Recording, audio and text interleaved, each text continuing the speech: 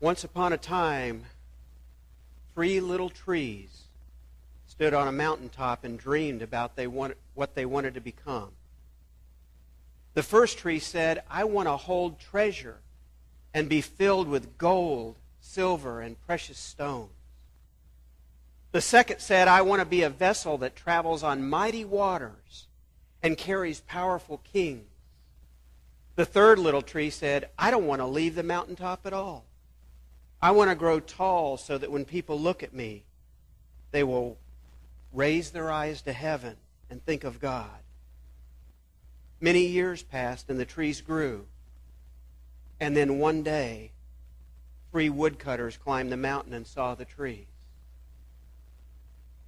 The first woodcutter looked at the first tree and said, "This tree is perfect for me. I will make it into a beautiful chest to hold treasure." And with a blow of his axe, he cut down the tree. The second woodcutter looked at the second tree and said, "This tree is perfect for me. I will make it into a mighty vessel that can travel any waters. It will serve as a ship for mighty kings." And he cut down the second tree. The third tree felt his heart sink when the last woodcutter approached. He tried to look tall and point towards heaven, but the woodcutter, without even looking up, simply muttered, "Any tree will do for me." And he felled the third tree. The first woodcutter brought the first tree to his carpenter's shop, but instead of making it into a box for treasure, he fashioned the tree into a feed box for animals. Instead of holding gold and silver and precious gems, the tree was just left laying there, coated in sawdust and filled with hay. The second woodcutter brought his tree into the shipyard, but instead of fashioning it into a mighty vessel, the tree was made into a humble fishing boat, too small and too weak to sail a river, much less an ocean. The third tree was brought to a lumber yard, cut into beams, and then just stacked off to the side. "All I ever wanted was to stay on the mountaintop and point to God," the third tree said. Many days passed, and the 3 trees eventually forgot all about their former dreams. Then one night, a young woman in a stable placed her newborn baby into the feed box that had been fashioned from the first tree. "I wish I could make a cradle for him," her husband said. The wife squeezed his hands and replied, "This manger is beautiful. It'll do just fine."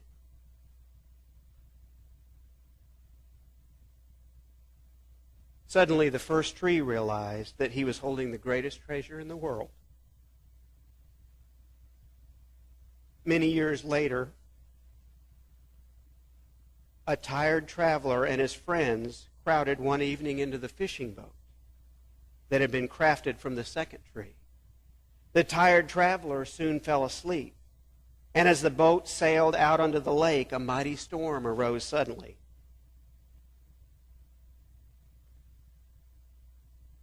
The second little tree knew that he did not have the strength to carry so many passengers safely to the other side of the storm. But then the tired traveler awoke and said, "Peace," and the storm quieted immediately.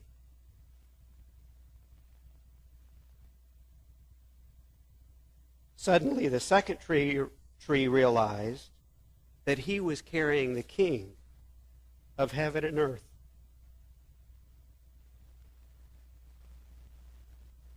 Sometime later, on a Friday morning, some men yanked up the beams of the third tree from the woodpile in the lumberyard and nailed them together.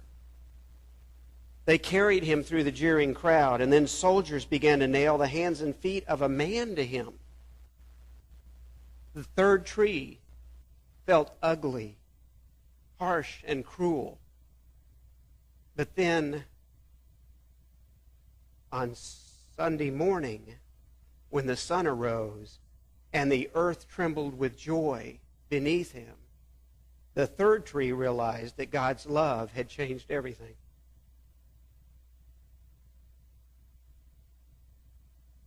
He knew that now,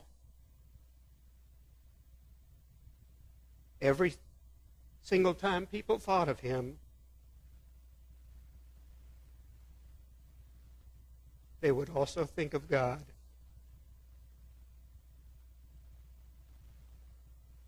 And that was far better than being the tallest tree in the world.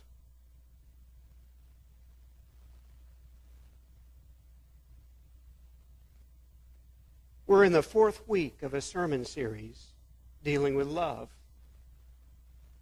And that story illustrates God's great love for us. Over the past 3 weeks, I've tried to show you how much God really loves you. I've tried to show you how and why we should love God back. And I've tried to show you how we're supposed to love others. But despite all that, I'm afraid that some of you may think you're not up to the challenge, this idea of loving God and loving others so deeply. Some of you, I'm afraid, may even think you have nothing real of any substance to offer God. Or you may think that the love that you had was used up years ago. The truth is, when we start thinking of loving God and loving others, we often think that God wants to use us in big, gigantic ways to build His kingdom in this world.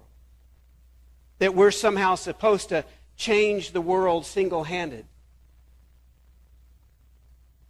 But when you stop and think about it and begin to read your Bible, you realize that in actuality, God is seldom looking for the biggest or the best or the brightest. Instead, He usually looks for very ordinary people like you and me. People who will simply be available and obedient to His will.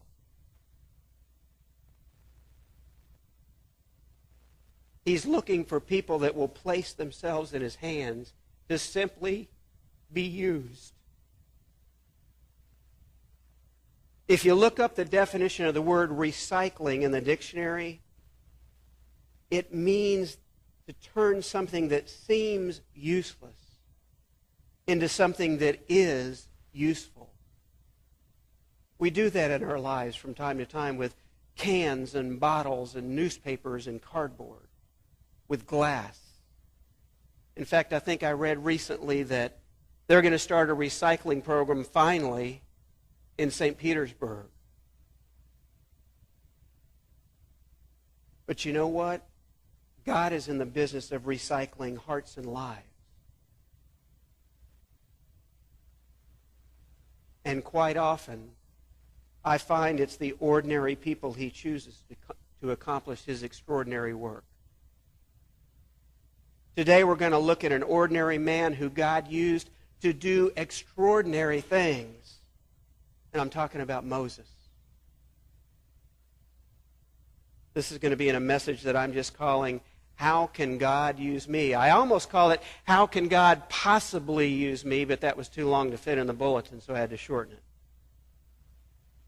Maybe you're sitting there thinking that God can't use you because of something in your life. Maybe there's something in your past that you've done that you think somehow disqualifies you from doing something for God. I've known people that have been so racked with guilt that they felt like they had nothing worthwhile to offer to God or to anybody else. Well, I got news for you. If you're still sitting here breathing, God's not done with you yet. Maybe you feel like there's a lack of ability on your part in some way, that you just don't have what it takes to serve God.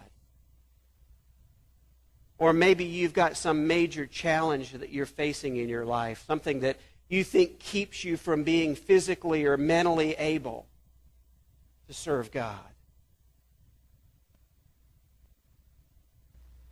Don't think that way. In the seminary, several professors called that stinking thinking. That's a deep theological term if you really think about it. But that's exactly the way that Satan wants you to think and feel every day of your life. That you're useless, that you're used up, that you have nothing to offer, that God has nothing for you in His plan for this world.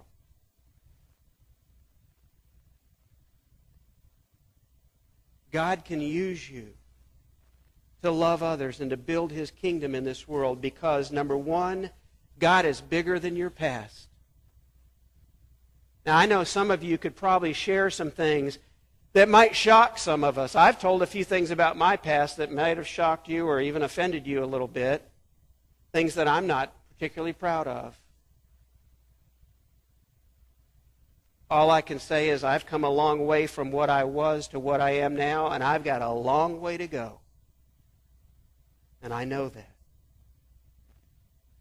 But maybe you're sitting out there thinking you're not good enough because of something in your past. God wouldn't want you. You know what? If I had stayed where I was at and thought that way, I couldn't be here today. I'd be out there somewhere doing God knows what, but I wouldn't be here. But Moses was a guy who had quite a past. If you've read your Old Testament in your Bible, you know that's to be the case. Look at Exodus chapter 2, starting in verse 11. Remember, Moses had grown up in the house of Pharaoh under Pharaoh's daughter as her adopted son that she found in the river. And finally, he had grown up and become an adult. And then starting in verse 11 of chapter 2 of Exodus, it says, one day, after Moses had grown up, he went out to where his own people were and watched them at their hard labor. He saw an Egyptian beating a Hebrew, one of his own people. Glancing this way and that and seeing no one, he killed the Egyptian and hid him in the sand. The next day he went out and saw two Hebrews fighting. He asked the one in the wrong, "Why are you hitting your fellow Hebrew?" The man said, "Who made you ruler and judge over us?" Doesn't that guy sound like a teenager? Who made you ruler and judge over us? Are you thinking of killing me as you killed the Egyptian? Then Moses was afraid and thought, what I did must have become known. When Pharaoh heard of this, he tried to kill Moses. But Moses fled from Pharaoh and went to live in Midian, where he sat down by a well.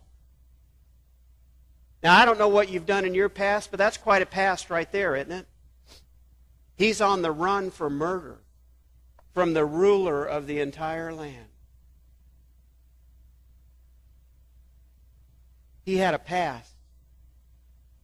And his past was probably worse than most of yours, maybe all of yours. But you know what? God wasn't surprised by Moses' past. He knew all about it. There wasn't anything that God didn't know about Moses. And yet he saw something in Moses that Moses didn't see in himself. And in spite of his past, God still chose to use him. Well, I got news for you. God knows your past too. Even if you tried to keep it hidden from everybody else, God still knows it. And yet he also sees something inside of you that he can use. Something that maybe you can't even see in yourself. I'll be honest with you. When I first felt like I got called into the ministry, my initial response was, no way. I didn't want to have anything to do with that whole idea. It brought me to my knees. I had a little, I don't want to say argument with God, more of a wrestling with His will. Didn't do any good. You know who wins?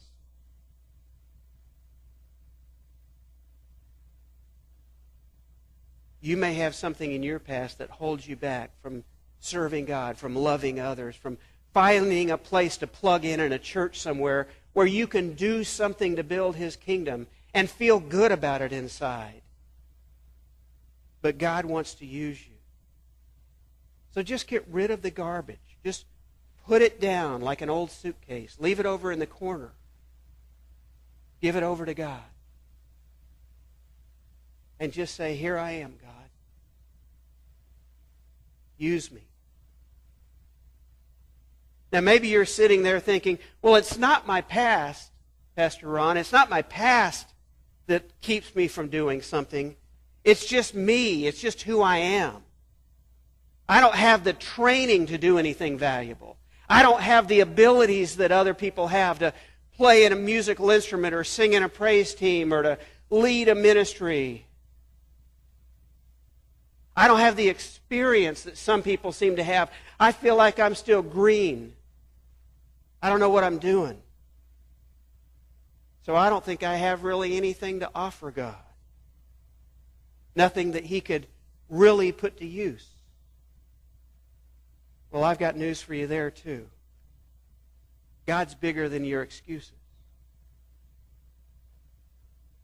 Listen to the same story a little further down about Moses and how God called Moses in Exodus 3, starting in verse 1.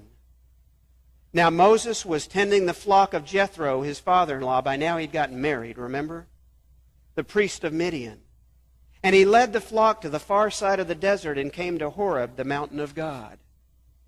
There the angel of the Lord appeared to him in flames of fire from within a bush. Moses saw that the bush was on fire, but it did not burn up. So Moses thought, I will go over and see this strange sight, why the bush does not burn up. When the Lord saw that he had gone over to look, God called to him from within the bush, Moses, Moses. And Moses said, Here I am. Do not come any closer, God said.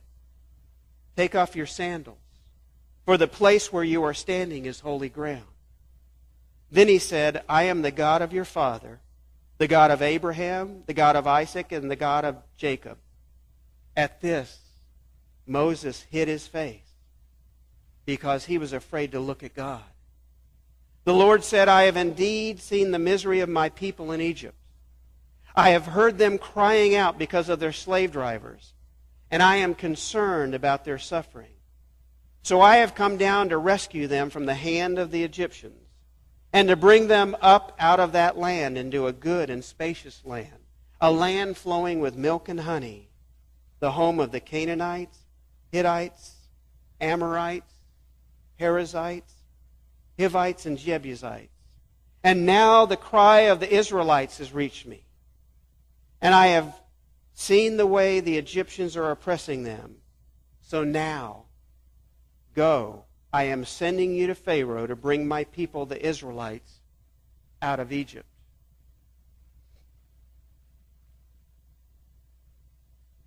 You know what? Moses did not jump at joy by being called for God. Instead, he began to doubt. He voiced those doubts to God. And he began to offer excuses to God for why he was not qualified to do what God had told him to do. The very next verse, in verse 11 of chapter 3, Moses said, Who am I that I should go to Pharaoh and bring the Israelites out of Egypt? That's the I'm not qualified, I'm a nobody excuse. We all use that from time to time, don't we? In verse 13 of chapter 3, he said, Suppose I go to the Israelites and say to them, The God of your fathers has sent me to you, and they ask me, What is his name? Then what shall I tell them? That's the I won't know what to say excuse, or the I lack knowledge excuse. We pull that one out sometimes too, right? I don't know how to do that, so I'm just going to do nothing. A little later in chapter 4, verse 1, he says, what if they don't believe me after I tell them who sent me? That's the I lack credibility excuse. I lack the ability to persuade people, therefore I'll just stay over here and do nothing excuse. A few verses later, in verse 10 of chapter 4, he says, I've never been eloquent. I'm slow of speech and tongue. I'm not a good speaker. That's what his excuse was there. I'm not a good speaker. I get nervous and tongue-tied. Don't we all from time to time? Sometimes that happens to me up here on Sunday mornings. I take that sinus pill in the morning to try to dry it up, and it seems like all it does is stick my tongue to the roof of my mouth. Nose is still running, eyes are still watering and itching, but my tongue is stuck firmly to the roof of my mouth. I hate that. But I can't figure out any other way around it, because otherwise it's worse with the nose and the eyes and everything else. So I just deal with it, and I hope you'll put up with it. It's the best I can do. In verse 13 of chapter 4, Moses finally gave up. He had run out of excuses. So in his final grasping at straws, he said, just please send someone else to do it. That's the one we all fall back on when we run out of excuses, isn't it? It's the I can't or I won't excuse. Somebody else would be better for this, let them do it excuse. I heard one time, I think I was up in Alabama in college, and somebody gave an excuse for something that they didn't want to do. I think it was where I worked on campus. And they told the boss that they couldn't do something because they had to stay home and push a rope. I'd never heard that, but apparently after they explained it to me, the boss said, well, it's just a local saying that people use in the country, meaning any old excuse will do. So you just tell them, I got to stay home and push my rope. Means I got something that I am going to stay home for because I don't want to go do what you're asking me to do. I think that's right up there with the excuse some girls use when they really don't want to go out with a guy. What's the excuse? I got to stay home and wash my hair. Right? It's along the same lines. Probably don't even need to wash their hair, but that'll do in a pinch. I've never seen anybody that could take all night to wash their hair. But many of a young man has bitten the dust on that one, gone down in flames. The bottom line with Moses in this story was he was fearful. He was full of anxieties and doubts. He doubted his own abilities. He thought he was nothing special. In short, he was just like you and me. Now, you might think you're something special. I don't know. Maybe you do. I don't think that about myself, and most people I meet don't think they're anything too special.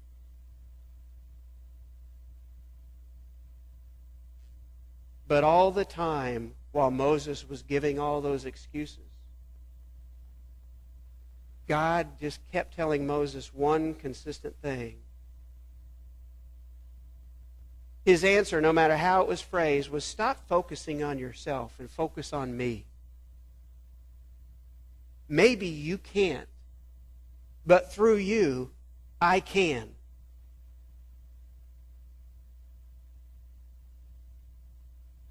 Even after all of Moses' excuses, nothing changed God's mind about how he felt about Moses. Nothing changed in his plan to call Moses to do his will. And it didn't disqualify Moses for doing what God was calling him to do. Now, the point for you and I is, if God can do that with Moses, God can do that with you and with me. He can use you to love others and to build His kingdom if you'll just put yourself in His hands, if you'll just submit to His will. But maybe you're still not convinced. You may be sitting out there, I know some of you are sitting out there, I can just bet you, saying, well, it's not my past. That's not what's holding me back. And it's not just some old excuse. You just don't understand the problem I've got in my life right now. You just don't know how bad I've got it right now. And if you only knew, you wouldn't be asking me to do something for God. You know, there's an old song that goes along with that kind of thinking. Nobody knows the trouble I've seen. Right? An old spiritual song. Some of us sit around in our house, though, and sing that to ourselves, maybe out loud or maybe silently in our head or in our heart. And we think we've got it worse than everybody else. Poor, poor me. It's kind of like Tigger's friend Eeyore. Always got his head down, always talking, okay.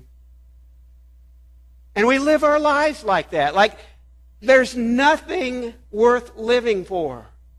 Nothing we can do. Nothing that will bring us joy and fulfillment and happiness. You know what the truth is? We've all got troubles and challenges and obstacles and stupid brothers-in-law. Right? Sometimes it's your relatives, isn't it? Sometimes the worst problem in your life is a relative that is just working your last nerve.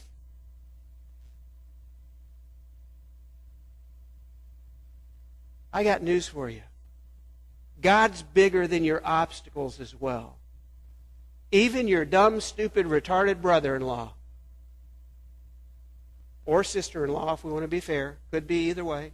I know. Remember the story of Moses when he got back to Egypt? He came from Midian and went back to Egypt, and he was scared to death. So scared he went and found reinforcements. He went and found his long-lost brother Aaron and somehow convinced him to get in on this gig with him. He didn't know what obstacles would come up in his way in Egypt. He knew there would be obstacles. He just didn't know what form they would take. The Pharaoh that wanted him dead was now dead himself. So he's dealing with an unknown quantity, a new Pharaoh that he's never dealt with, never met. And he got up there and said what he was supposed to Pharaoh through Aaron.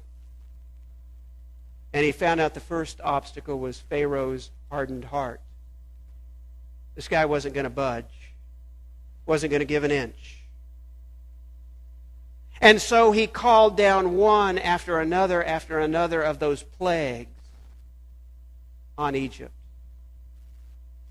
And Pharaoh still would not relent. And he had Egyptian soldiers, once Pharaoh did relent, that started chasing them through the desert. There's another big hurdle right there, isn't it? You're leading roughly 1 million people out of Egypt. That's a big group to try to lead, by the way. I can't get 10 people together for something, and he's leading about 1 million of them. And there's an army right behind them with chariots and swords and spears and horses. That's a pretty big obstacle. And then they get to this Red Sea. That's a really big obstacle, especially if you got about 1 million people right behind you. Because there was no Sunshine Skyway Bridge built across that thing. And then on top of that, he's got the Israelites themselves who by now are grumbling and complaining and saying, oh, why did you bring us out here? Why didn't you just let us die in Egypt where at least we had food to eat? Why wouldn't you just take us back to slavery and say, oops, we made a mistake, we're sorry?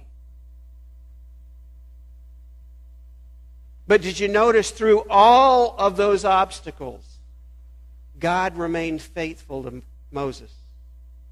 And he removed every single obstacle and worked through Moses to bring the Israelites out of Egypt anyway, despite all of those obstacles. And when those Israelites got to the Red Sea, like I said, that was a huge obstacle. I don't know if you know this or not. We think of it as a small little area they crossed over. Did you know that that sea is 1,200 miles long? It's anywhere from 130 to 230 miles wide, depending on where they were along that point. And at the deepest part, it's estimated to be 7,200 feet deep. That is not a small puddle to just step across or go around. Moses at that point was up against the single greatest challenge of his life. How to get this whole group of people on the other side of that body of water that looks like it cannot be crossed without boats. And there were no boats available. And yet he told the Israelites not to be afraid. He gave them that pep talk to say, trust in God. And yet inside of himself, Moses must have still had some doubts. And the reason I say that is look at Exodus chapter 14, starting in verse 15. Right after he said to the Israelites, the Lord will fight for you, you need only to be still. Now that sounds pretty confident, doesn't it?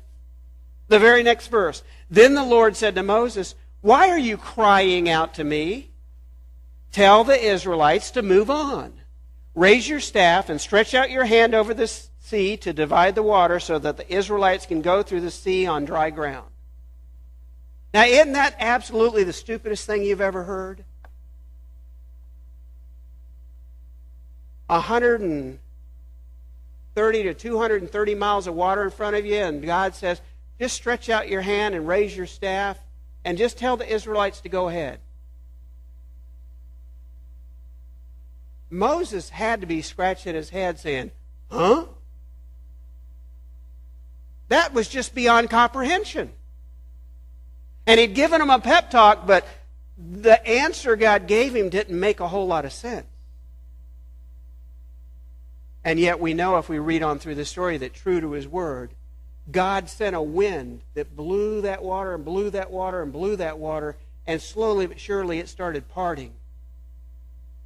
And we had a wall of water on both sides and dry ground in the middle. That must have been some sight. I don't think the movies can even capture that when they try to, in the movies or the cartoons or whatever, to picture a sea 7,200 feet deep, parting like that, and two walls of water. My goodness, how high does that have to be?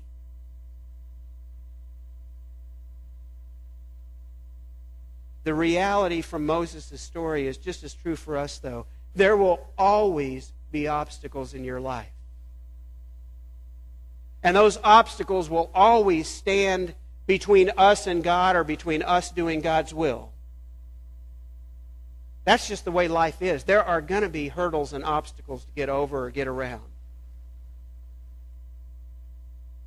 When I went off to seminary and thought that I had surrendered to God's will and was doing what I was supposed to, we started having the biggest obstacles I'd ever faced in my life, one right after another after another.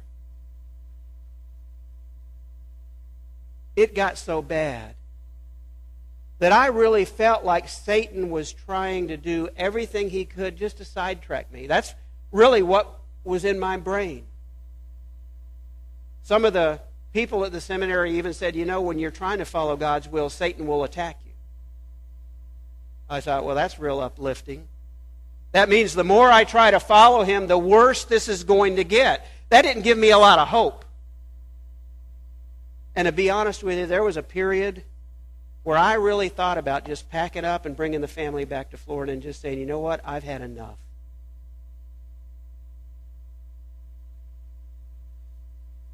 And to be honest with you, Lynn and the kids might have said, how soon can we pack?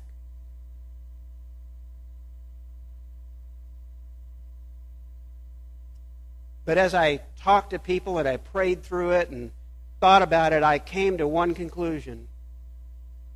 My God is a big God. He's a mighty God. That's what I decided to hang my hat on.